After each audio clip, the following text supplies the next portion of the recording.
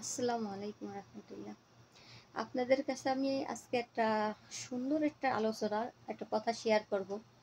তো আমি এই 7 দিন পর্যন্ত আমার মালিকের বড় মেয়ের বাড়ি থেকে আসলাম ম্যাডামের কাছে। তো আজকে আজকে আমি চলে আসবো আজকে আসরের সময়। ওই বড় ম্যাডামের কাছে ছোট ম্যাডাম গেছে, আমিনা ম্যাডাম গেছে, ওনার ছোট বোন। তো ওনার ছোট বোন গেছে প্রায় 3টে 4টের দিকে গেছে। তো আসরের আগ মুহূর্তে গেছে। তা বোনটা ওই যে সোফার ঘরে বসে বোরকা করে যে বসে রয়েছে, ওইভাবেই বসে রয়েছে। ঘন্টা খানিক বসে থাকার পরে বোনের সাথে কথা বলতেছে। আমি সোফার ঘরে বসে ওই বড় ম্যাডাম সোফার ঘরে বসে কথা বলতেছি। আর ওই বেবি আমিনা ম্যাডামের যে ছোট বেবিটা আছে, আমি বাচ্চাদের অনেক ভালোবাসি, আদর করি। বেবিটা আমার দেখে হাফড়ে জাফড়ে চলে আইসে, আর আমিও কোলে করে নিয়ে চুমো দিচ্ছি, আদর করতেছি। ওইভাবে আমরা ওই রুমে রয়েছি, যে টিভির রুমে, যে রুমে বসে। ইতির মধ্যে বড় ম্যাডামের স্বামী আইছে, হাজবেন্ড আইছে, মানে আমিনা ম্যাডামের দুলোভাই।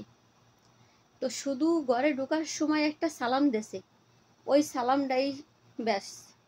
উনার ডাইরেক্ট উনার রুমে যাইয়ে উনি উনার মতো থাকলো, আর বেরোল না। আর আমিনা ম্যাডাম গার বোরকাও খুলি নাই। আর বোনের বাড়ি যে রাত থাকে মানুষ, দিন থাকে, 2 দিন থাকে, সেইগুলোও না। সন্ধ্যা পর্যন্ত বসে থেকে থেকে 1 কাপ চা খাইছে কিনা আমি দেখি নাই। চলে গেছে সন্ধ্যার পরে, মাগরিবির নামাজ পড়ে উনি চলে গেছে ওনার বাসায়, আর আমি চলে আইছি আমার আমার কপিলি, মানে আমি যে বাড়ি ছিলাম সে বাড়ি। তো আমি বিষয়টা নিয়ে অনেক চিন্তা করতেছি আর ভাবতেছি যে আল্লাহ পাক যদি নতুন একটা জীবন আমার দান করতো, আবার নতুন করে তার জীবনটা ঠিক এভাবে সাজাতাম, গুছাতাম। যে কি আদর্শ এদের ভিতরে। দুলোভাইয়ের সাথেও হাইসে দিয়ে কোনো সময় বললো না যে দুলোভাই কি ভাইয়া যে কেমন আছে। আর সেই শালির সামনে পাশে বইসেও সে বাবুডার নিয়ে ফাইজলেমতি, আর কি দুলোভাই মারলো না, শুধু একটা সালাম দিল, হাজিয়া কাইফা হাল। ব্যাস ওই একটা কথা বললো, কাইফা হালেস, হাজিয়া কাইফা হালেস, আসসালামু আলাইকুম আলহামদুলিল্লাহ, শুধু ওই এইটুক কথাই বলছে। যে ওয়ালাইকুম আসসালাম আলহামদুলিল্লাহ, এইটুক কথা বলছে। সালাম দেশে সালামের উত্তর দেশে, আর ওইটুক কথা বলছে। আর দোসরা কোনো কথা তার সাথে বলি নাই। আর আমি তখনই কল্পনা করতেছি যে আমাদের বাংলাদেশে যদি এই স্মৃতি হতো, যে শালি যদি এসে বসে থাকতো, তা তার বড় বোন কি খাওয়াবে, তার বোনের কি রান্না করে দেবে, পাগল হয়ে যেত। যদি ফ্রিজে কিছু থাকতো তার সাথে সাথে আম কাইটে দেওয়া, এই করা সেই করা, খাওয়ানোর নেগে পাগল হয়ে যেত। আর দেখা যাচ্ছে তার স্বামী রে, যদি ফ্রিজে গোশ না থাকতো তার ব্যাগ, বাজারের ব্যাগ দিয়ে আগে পাঠাতো। আমার বোন এসে বসে রয়েছে, তুমি এখনো ঘরে রয়েছো, কাপড় চোপড় খোলো নাই, যাও বাজারে যাও, শীঘ্রই যাও। মানে এই ব্যবহারটা কিন্তু আমাদের বাংলাদেশে চলে। আর ওই শালি যদি একবার বোনের বাড়ি যায়, 2 দিন 3 দিন 4 দিন থাইকে আসে। আর ওই বোনের সাথে ওই বউনাইতে কি করে, হাসাহাসি করে, এক জায়গায় খাই করে, গোশ মাছ আইনে রান্না করে, কি আনন্দ উৎসব, কি ফুর্তি করে। একেবারে মানে মরার কথা ভুলে যায়।